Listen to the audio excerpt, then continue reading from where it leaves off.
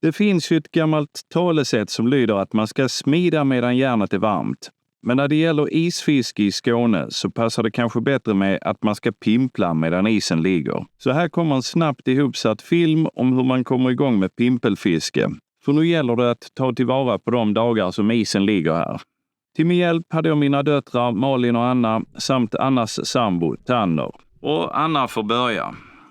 Ja, ni som har kollat på Metamera förut kanske känner igen mig. Jag har varit med lite här och var. Den här personen känner ni inte igen. Det är min sambo, Tanner. Ja, precis. Säg hej. Precis. Hallå tittarna. Han har följt med för första gången. Det stämmer Och bra. vi är ute en väldigt, väldigt fin februari då och ska pimpla. Och jag ska försöka lära dig att pimpla i tanken. Precis. Och var är vi någonstans? Dagstorpssjön. Så vi får väl se hur det går.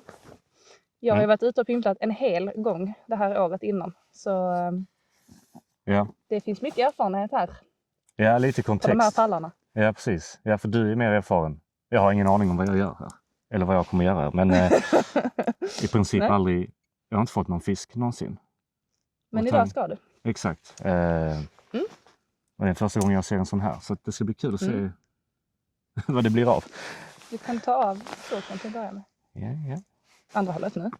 Och så trycker du ner lite lätt. Inte på linan, under linan. Där fram. Bara tryck ner den, alltså själva spögrejen. Plast. Ja, precis. Och ska du bara ner till botten. Så bara håll inne. Tills linan blir böjd. För då är den i botten. Är den i botten nu? Det tror jag. Ja, om du sänker spöet. Ja, så är det linan. Så får du väva upp lite. Och sen pimplar du. Nej. Och vad gör man när man pimplar? Jag brukar hålla armen där. Så du lutar armen. Du är högerhänt, eller hur? Ja. Och sen lägg liksom bara den ner. Och sen ska du göra liksom vipp. Ja, precis. Men du måste hålla i spöet ändå. Ja. Men du kan också sänka det ner lite. Alltså om du lutar det neråt och sen dra upp så. Ja. Så du får lite Ja, men man gör liksom mjuka rörelser. Ja, okej. Men sen kan man göra, vissa gör stora rörelser till början och sen gör mindre. Och sen behöver du inte göra det så ofta. Du måste stanna den också. Ja. Så du gör en vipp och sen väntar du. Och vilken taktik har funkat för att fånga fisk? Vipp Eller och stanna. Ja. Men du måste stanna för det är då fisken tar betet. Ja. Oftast. Ja. Men jag hade suttit med, alltså för nu lyfter du egentligen bara spöet upp. Så här. Men om du gör, så det blir liksom en liten bungee på den, tror att linan liksom nästan studsar. Ja, så man ska hålla i den lite som ett trollspö. Det är väl det som är... Hur lång tid brukar det ta innan man får något? Till pimpel brukar man egentligen byta hål rätt snabbt innan. Alltså för att händer det ingenting så är antagligen fiskarna inte här. Och på vinter så står de ju rätt stilla. Ja. Tror vi. Ingen vet. Vi tror. Att fiskarna står typ ofta så. I en klump, här är fisk. Så om nu inte här är någon fisk så kanske det är fisk. Ja. Och då får vi gå dit och bara tala. Ja. Men nu som vi ska filma lite tänker jag att vi får ge en chans. Det lär väl bli ett nytt hål rätt snart här. För det har väl gått någon minut. Och det är ingen fisk. Men du har tålamod. Ja, det ser rätt dött ut alltså. Eller? Det är det. Du känner ingenting? Nej, faktiskt inte. Det man också kan göra är att du hur stora är fiskarna? Tänker jag. Det är liksom bara hur... Alltså det är smått ofta. Ja. Bara så att kommer jag känna av det verkligen. Men... Det är ju det man inte riktigt vet med pimpel. Och ibland är det smått skit. Och det är lite sånt man lär sig att känna på hand också. Alltså att man fattar om det är något som är på det. Ja. Man brukar ändå känna det. Ja. Jag tror inte här är något. Då hade jag fått något vid det här laget. Fan. Ja, vi flyttade oss några meter och vi har tagit ett nytt pimpelspö med lite mindre pirk och lite mindre krok. För att antagligen är det liten fisk. Så då kanske vi ökar chansen att få något. Precis. Ja, och det som ni kan se är att jag hade en röd, ett rött litet spö innan, nu är det gult. som ger lite tur. Nu får vi se hur mycket jag kommer ihåg. Mm. Ett finger under linan. Tryck ner det här lilla den här plastbiten. Tills du når botten. Ja. Oj, det gick jävligt snabbt. Det här var ju inte... Nej, men du är inte på botten än. Nej. Ja. Är du på botten? Ja, nu är jag på botten. Hur vet du det? Ja, men det ser man på linan här hur den är inte spänd. Ja. Mer eller mindre. Jag vänder på den. Och så börjar jag veva. Nej, vänta, andra hållet. Ja. Så. Typ så. Det är jättebra. Och så håller man det som ett trollspö. Och så märker vi rätt snabbt då. Förhoppningsvis. Så jag hade hoppat fram, för nu ligger du med linan mot isen. Vadå? Ja, men det är nog rätt bra här. Så. Småryck. Då och då. Håller du fast i den också så ifall någonting nappar så den inte bara... Ja. Jag är beredd på att något försöker dra ner mig, men... Men det är alltså så snabbt det ska gå. Alltså oftast går det väldigt, väldigt snabbt. Ja. Men sen ibland tar det tid. Och ibland, alltså det är jättesvårt att säga. Mm. Ett vanligt nybörjarfel är att man sitter alldeles för länge i samma hål eller i samma område. En anledning till att nybörjare sitter kvar länge är för att de inte litar riktigt på sin teknik. Så för att lättare öka på självförtroendet kan det vara bra att börja pimpla i en sjö där det är relativt enkelt att få lite abborre, även om de är små. Exempel på sådana sjöar kan vara till exempel Dagstorpssjön, där vi är idag, eller Tydingen. Där är det relativt enkelt att hitta mindre abborrar. Och så kan man bygga upp sitt självförtroende så att man litar på sina grejer. Det finns såklart många andra lämpliga sjöar. Ja, nu... Ändra hur du... När du gör lite att du vippar den med. Så liksom, när jag gör upp så får jag med extra lina som blir en böj. Och när du lyfter så du lyfter med och då... Ja. Men då ska jag inte sitta så nära. Alltså, Jo, det är klart du ska sitta nära. Nu ligger du mot isen. Det ska inte göra. Tänk på det som att hålla en takt typ. Att du liksom gör det ändå lite regelbundet men inte hela tiden. Nej. Det är också svårare ju mer du själv rör på dig ju mindre känner du om det är grejer. Nej, pimpel är också en rätt så snäll så första prova på fiske. För först behöver du inte ha koll på så jävla mycket. Alltså vet, det är inte en massa drag du ska inte kasta, det är inte... Nej, precis. Alltså det är rätt så, ja. Det är faktiskt... Rakt på sak. Men också att fisken du får är ofta sådana minisar. Och precis. det kan vara lite skönt i början att man kan inte få något. Ja. Men jag vet inte, jag har ändå fått någon lite större... Ja, men detta är väldigt... Det går att få större fisk, men det är oftast inte det du får. Nej, detta är väldigt nybörjarvänligt. Alltså... Ja. Det är rätt... själv. Ja, men det är rätt simpla instruktioner till att... Det ska ju bara lyckas få fisk, för annars så räknas inget av det här vi har sagt. Det precis. tror jag ändå. Va? Ja, fan alltså. Finns ju en anledning att det inte är jag som driver den här kanalen utan att det är min kära far. För nu har han fått den första fisken på dagen. Och då ska vi gå och sno borr och så ska vi borra nya hål. Då ska vi närma där han sitter. Och när vi väl har hittat ett område med fisk så börjar det nappa för alla. Först Malin i bakgrunden och sen får Tanner sitt livs första fisk. Nu tror jag. Vad menar du här? Ja. Tanner har fått till första fisk någonsin. Och det är en 5 centimeter lång abborre. Ja. Jävlar vad det Sen har splattrar. de taggar på ryggskenan. Ja. Och de har taggar här på gäldockan. Så det bästa brukar vara att sätta liksom tummen och pekfingret på gäldocken. Så. Det bästa sättet att få förtroende för sin teknik och för sin utrustning, det är att börja få fisk. Och när man väl fått de första så är det sen lättare att veta när det kan vara dags att borra nytt hål. Nu en till. Helvete alltså. Eller? Nej, fan den stack. Ja. Trilla av. Men där var jag. Ja, det var den, ja. Vad fan, nu gör den ändå inte fått fisk med detta. Nu ska vi köra hem. Ska Ja, vi det se här vem är som är kul. sämst i bilen.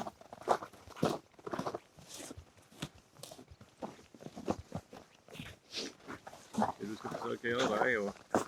För de brukar bli förvirrade om man ibland är högt upp och ibland är lite lägre. Nej, jag ska vi där. Ja, ibland fastnar man i isen. Vi ser. Skönt. Lite sånt här. Side to side.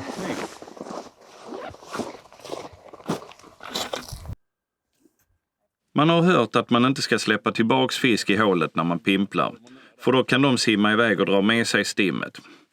Och det finns säkerligen tillfällen när det tar död på fisket, men vi släpper tillbaks fisk som vi inte ska behålla och vi kan inte påstå att vi har märkt att fisket blir sämre.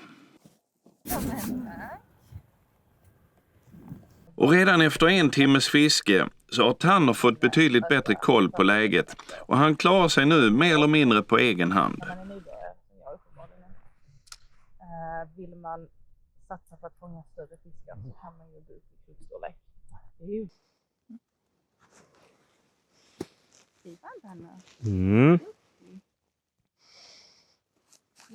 För att komma igång med pimpelfisket och för att bygga upp lite självförtroende så rekommenderar vi att man börjar med lite mindre utrustning. Nylonlina cirka 0,18 och en pirk på mellan 40 och 50 millimeter. Och så en krok storlek 14. Det är lagom. Då kan man fiska ner till cirka 5 meters djup. Skulle man ha en större krok som en storlek 12 eller 10, ja då missar man de här lite mindre abborrarna och så sitter man där och tror att man inte kan få någonting. Eller har inte lyckats kroka det. Nu är min 3:e. Bingo. Är det så? När man är ute med nybörjare, framförallt om man har barn med sig, så är det viktigare att det händer något, det vill säga att det nappar ganska ofta, än att fiskarna är stora. Och när man pimplar så är det spännande i sig när man känner hur fisken pickar på betet i andra änden av linan. Så stirrar jag inte blinda på att ni måste ha stor fisk när ni är ute, utan det kan vara väl så roligt att fiska även de här lite mindre fiskarna. Vilket nummer är det? 12. Ja. Tekniken vi använder är ganska simpel. Sänk ner pirken till botten, veva in linan så att spötoppen är precis vid vattenytan när pirken ligger på botten. Lyft spöet och pimpla. Då kommer pirken att vara lika högt över bottnen som spötoppen är från vattenytan. Lagom höjd över botten kanske kan vara cirka 20 cm. En bra utgångspunkt är att hitta en jämn rytm med pauser emellanåt, så som Anna visar här. Stanna med spötoppen på samma ställe efter varje ryck, så att fisken efter några ryck fattar var kroken kommer att stanna. Då kommer ofta hugget. När du har fått upp ditt självförtroende så kan du själv börja experimentera med olika snabba och olika långa ryck. Eller ner och studsa på botten emellanåt. Ska du berätta lite om din dag då? Ja. Jag menar, att ta sig hit tog inte så lång tid. Och nu är vi ute i lite ingenstans. Men det är väldigt mediterande. Till skillnad från stadslivet. Vi hade en ganska trög start också. Men jag tycker det gick rätt bra med instruktionerna. Anna lärde ut rätt bra. Och hittills har det väl... Ja, det var trög start. Men nu är vi alla på rätt så samma nivå skulle jag säga. Runt 10 i alla fall. Men, Ja, 15 fortfarande. Vad fan. Nu är jag kameraman så ni kan komma okej. Och det är väl mer nu senaste 20 minuterna som har varit lite segt. Och så väntar man på maten. Men annars har det varit jävligt nice. Och tiden har gått fort. Men vi är inte färdiga än så. Korvarna börjar bli färdiga. Så. Men det blir grundar där bort. Ja. Och sen blir det djupare igen. Fortsätter du bort så blir det djupare igen. Vill du ha blåbär så? Efter korvgrillningen så fortsätter vi fiska ett tag till. Men trots att vi provar nya platser så hittar vi ingen större fisk någonstans. Men vi vet att de finns här de också. Och nu när vi alla har en teknik som vi vet fungerar så hade vi definitivt haft möjlighet att fånga de stora fiskarna om vi bara hade hittat dem. Eller om de hade varit nappvilliga. För tekniken att fiska de större fiskarna, den skiljer sig inte nämnvärt från att fiska de små. Sen finns det såklart alltid grejer man kan göra för att sålla ut lite större fisk. Som till exempel att byta till större krok och slippa småfisk.